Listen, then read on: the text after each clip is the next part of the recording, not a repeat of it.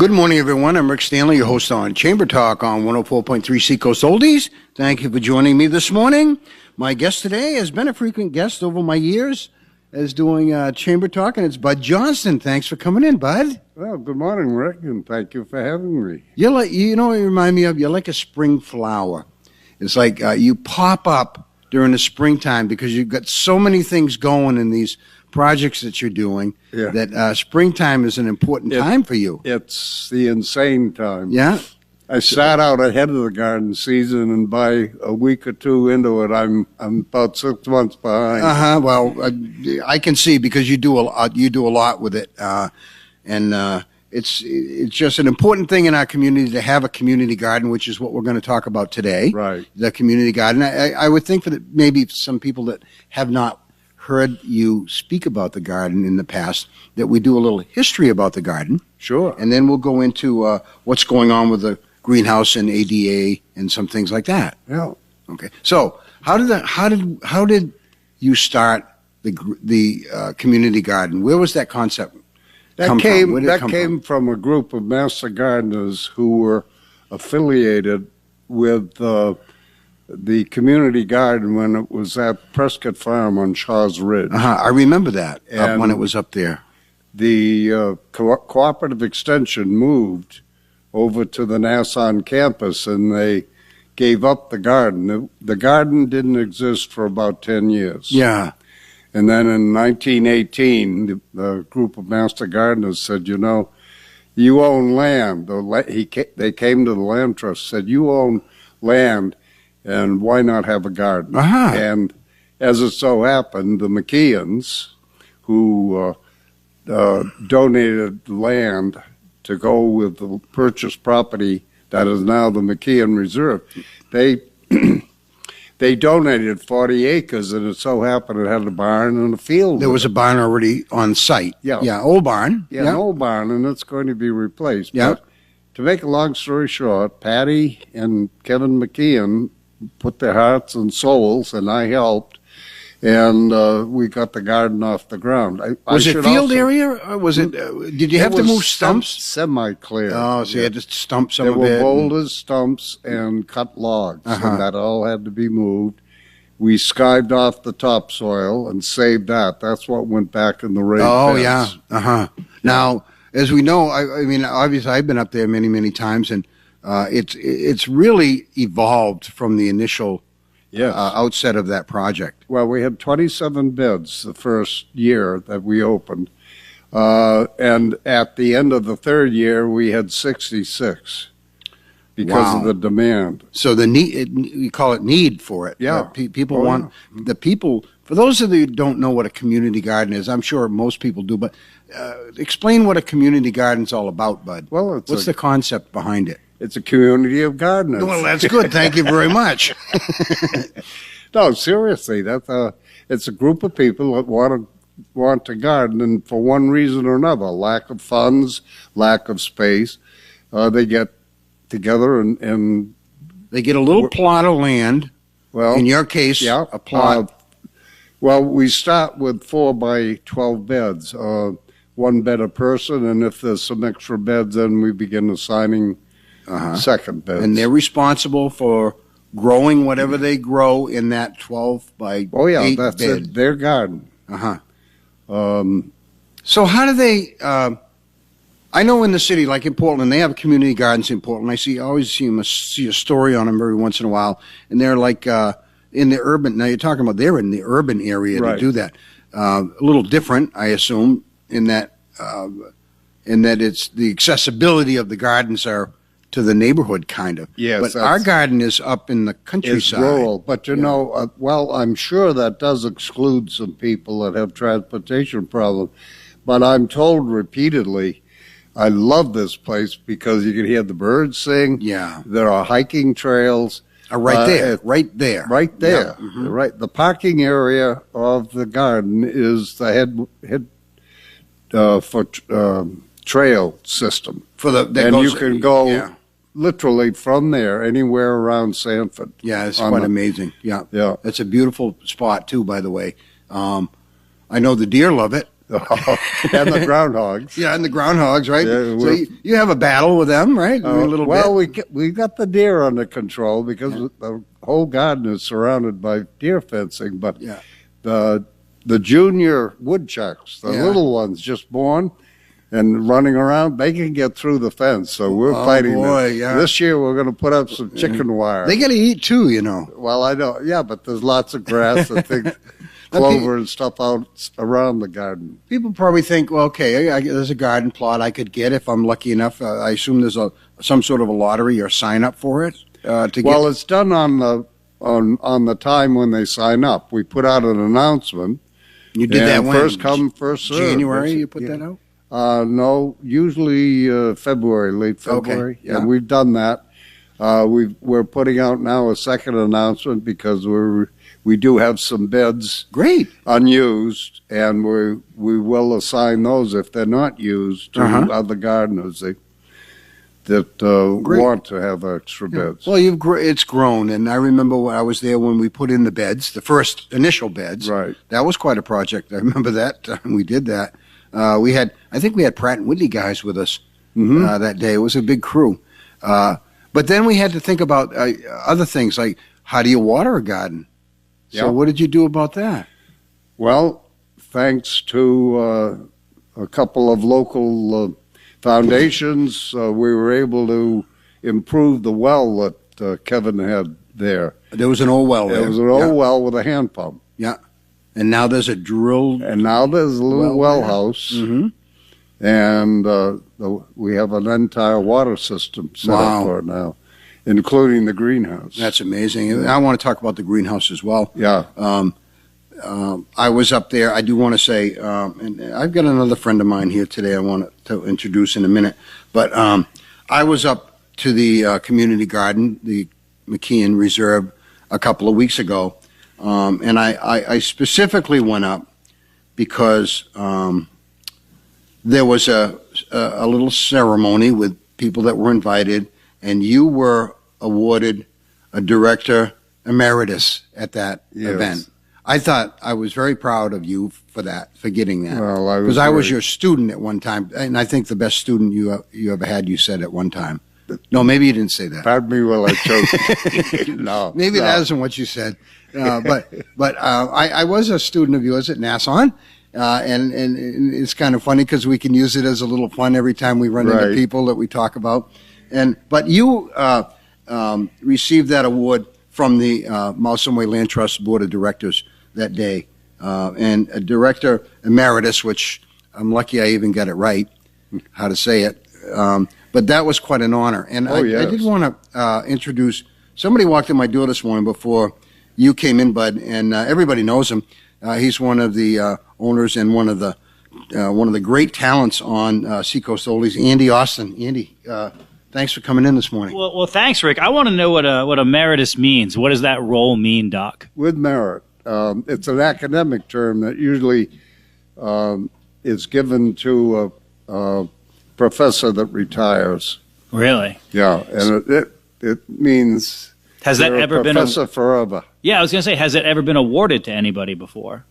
No, this is the first time. Wow. How long have you been involved with gardening? Oh, don't ask. I just did. My mother told me at the age of 3, I started showing an interest in flowers. And she got me out in the garden, as a lot of parents do, and planted my favorite flowers, zinnias. I've grown them year in and year out for years.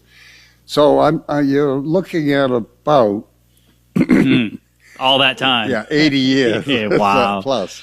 That's amazing. Yeah. So, I mean, it must be really rewarding to have seen people come through the school system and develop a passion for plants and gardening. And then I'm sure you see some of them up at the community garden as well. Oh, yeah.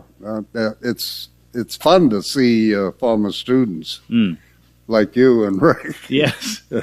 Well, I didn't want to take up too much time on your podcast with Rick today, but I couldn't pass up the opportunity to actually know that I was going to see you in person. And it's very rare that, we get a chance to see each other in person these days, even though we're pretty much in the same town. We're both real busy. Right. I'm not an emeritus by any stretch of the imagination like you. You're getting there. Got another 30 years.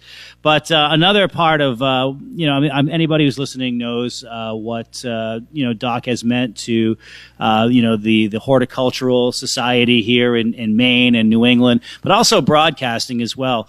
You had media technology that started, I think it was class of 1993 too, or probably back in 1992. Yeah. And I was a piece of that. And I've said it on the radio show before, and to anybody that will listen, I don't know where I would be in life if it wasn't for your class. You took a person that could not really grasp anything, but I had the passion. I just didn't know what that was quite yet. Yeah. And what you did as an instructor and a professor, and honing all of our talents and creating that program gave me a vocation, and that's been a wonderful career thus far. And I want to thank you in person again. I know I've done it before, but I don't know where I'd be in life without you. Yeah, well, I'm pretty proud of you too. Yeah, I can't claim any special talent. What I did was recognize passion and then try to direct it. And that has been my attitude towards teaching for a good many years. I've got to tell a quick story if I'm permitted. Sure. Oh, yeah. Bill Ferguson. You remember him? I do remember Fergie. You had been in the media class, I think, maybe about half a year. He came down and he said, "What the devil are you doing to your students?" And I said, "What are you talking about?" He didn't use those words, but you know, Mr. Ferguson, great guy.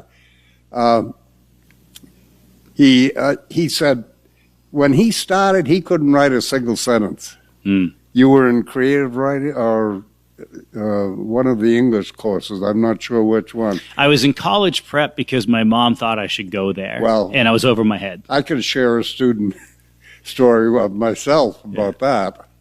But anyhow, he said he now can write a decent paragraph, and he said that's unusual for a good many high school students. And I said, well, we put them to work. Every student generally writes a little bit every day, and I correct it on the spot because it's going on the air.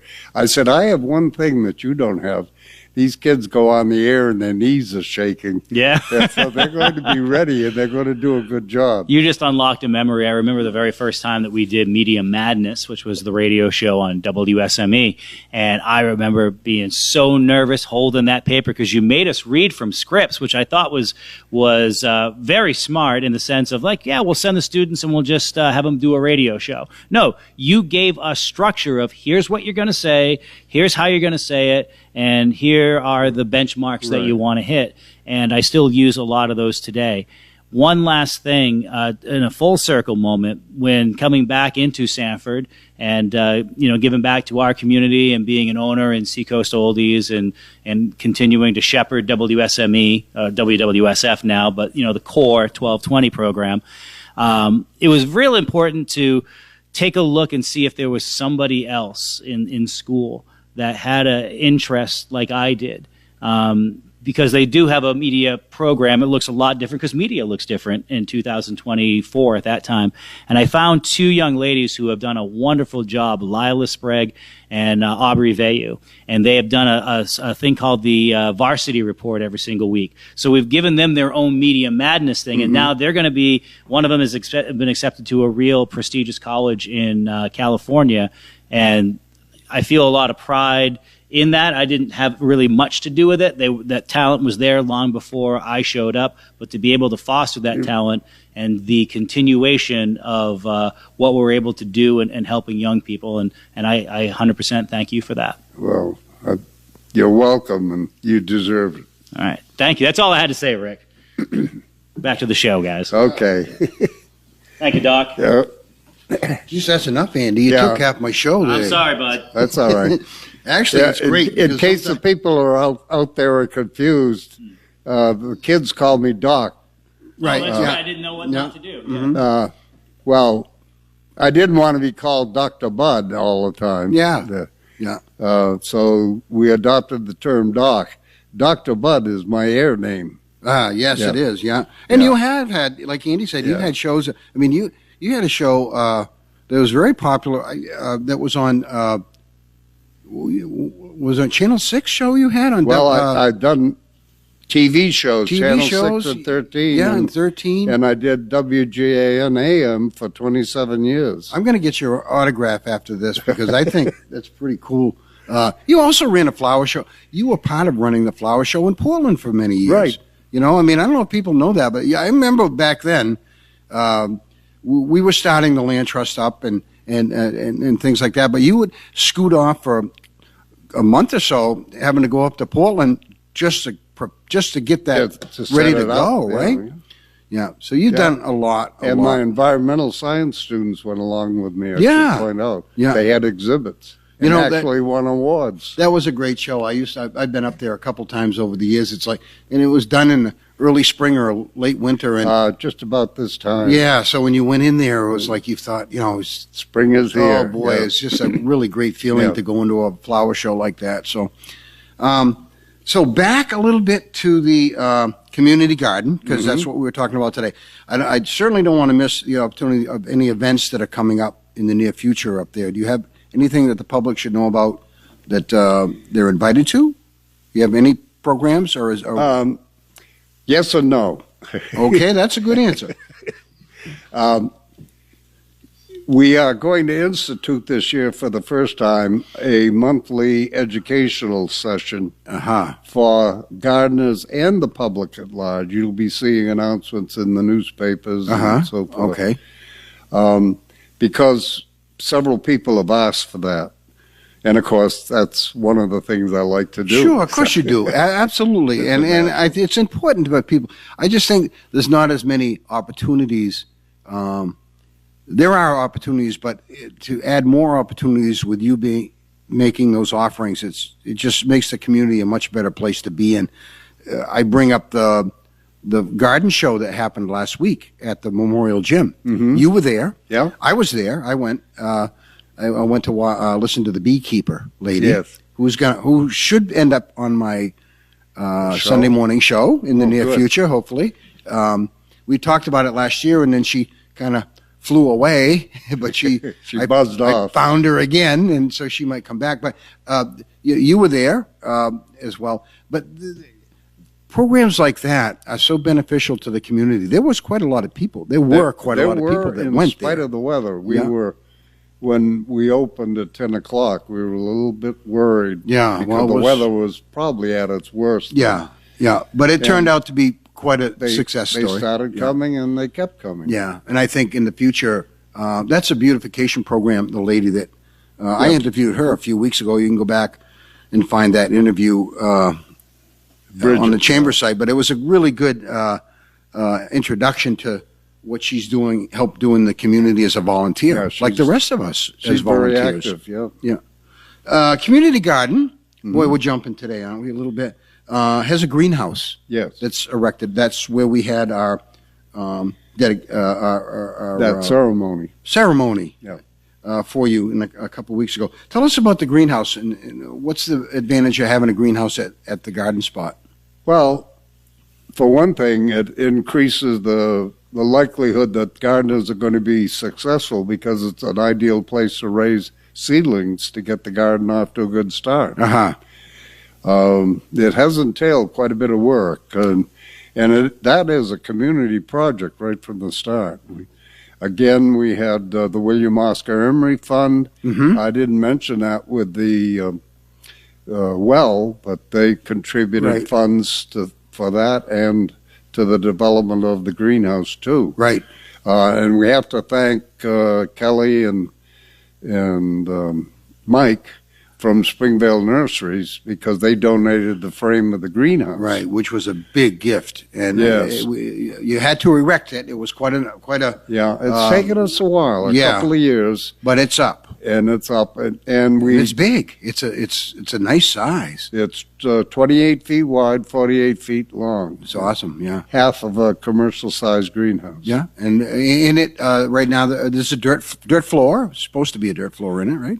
Of some sort. It's going to be a packed gravel floor eventually with a covering of landscape fabric just to keep the weeds down and make a nice surface to walk on. Yeah. Well, it was actually warm in there a couple of weeks ago when we were in. It was too warm, Very almost too warm. warm. And there's ventilation.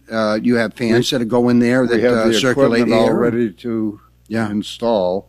The electrician has been in and has wired up a board for us, so we now have power in the place to start doing some serious work. For anybody listening, this is not some sort of homemade treehouse building. This is not a a backyard professional. It's project. not a backyard, right? If you went to a greenhouse anywhere, commercial greenhouse, it looks just like that. Yeah, it is a commercial greenhouse basically, and it'll be used by the gardeners. Each gardener will have assigned space. So they can start pretty planning much- in earlier. Yeah, they can get an early run, get some nice seedlings in, Wow, that's pretty nice. as opposed to sometimes raising seedlings at home under less than ideal conditions. Yeah. And the Land Trust is going to use it for our forestry programs, assisted migration and reforestation. Okay, development of seed native species type things. native plants. Yeah, so and trees. which is great because I know people read things this and that. How many invasive species are around in our woods and forests and in our yards? Oh yeah, right. That are not supposed to be there. Well, right. I mean, mean, unfortunately, they're berry-producing plants that are spread by the birds. Yeah, so you that can't is never stop that. I guess major problem. Yeah, Uh-huh.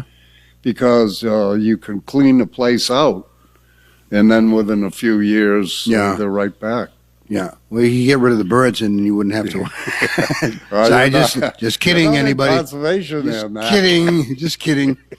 I've got new birds, different species of birds that are showing up now. Oh, I can't tell you their names. I probably- have my little Merlin app. I can look at them.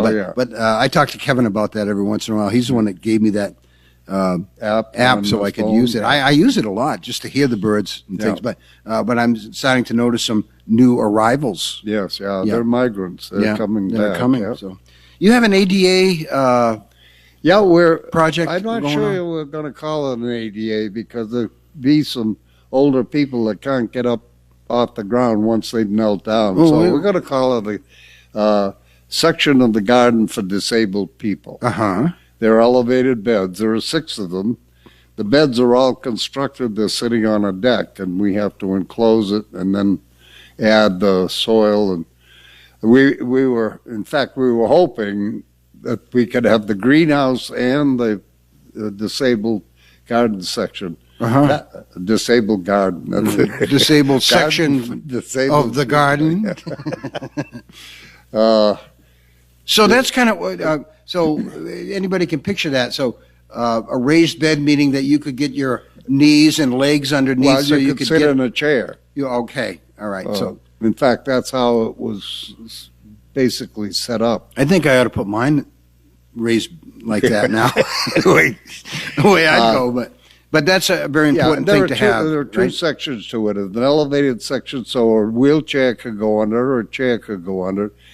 And then there's another section which is more traditional raised bed. It's 3 feet high, solid. We're not going to fill it full of soil because that would be an ungodly weight. On Yeah. It'll probably have 12 to 14 inches of soil. So I could get a wheelchair underneath.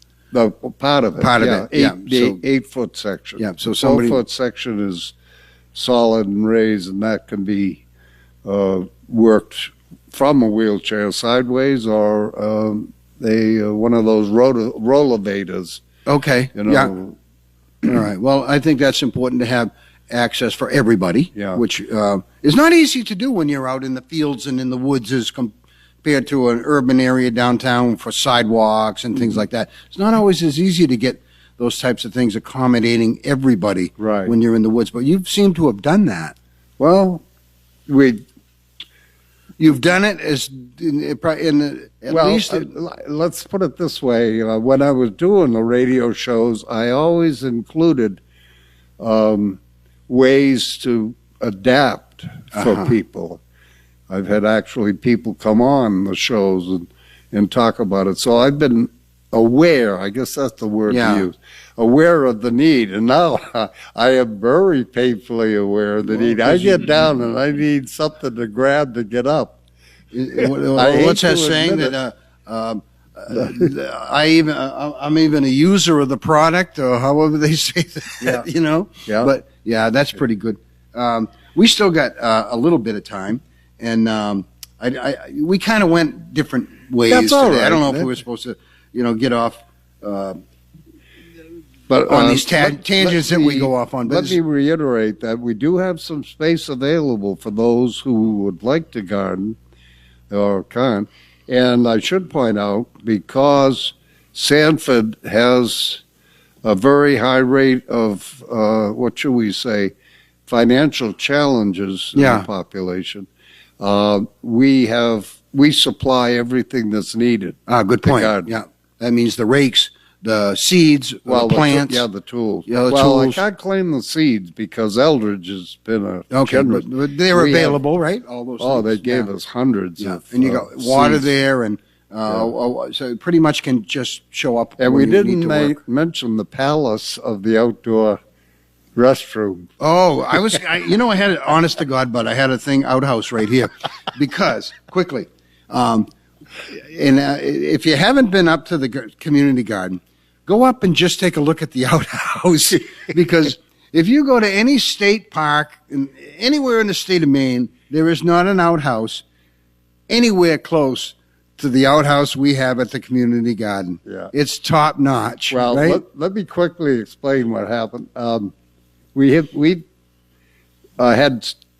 classes up there, and there was an old privy, and the kids did not like to use it. Yeah. And experiencing when I traveled around with my family and my kids' reaction to the state park Yeah. outhouses, we looked up a design. We found a design, Kevin and I, and thanks to Lowe's, we built it and painted it that childlike color. I guess you'd say the color is the sort of a pink with a very light lime green. It is the best outhouse in the state of Maine, bud. Just so you know. So that being said, I want to thank you, Bud, for coming in today, and I want to thank Andy Austin, who knew you were going to be on today, and just wanted to come up. I want to thank him too. Yeah, and he wanted to come up and thank you as well. So, Andy, thanks for being my guest, and thanks for helping out with the program today. I'm Rick Stanley, your host of Chamber Talk on 104.3 Seacoast Oldies. My guest today has been Dr. Bud Johnston, and also Andy Austin. And so I hope you enjoy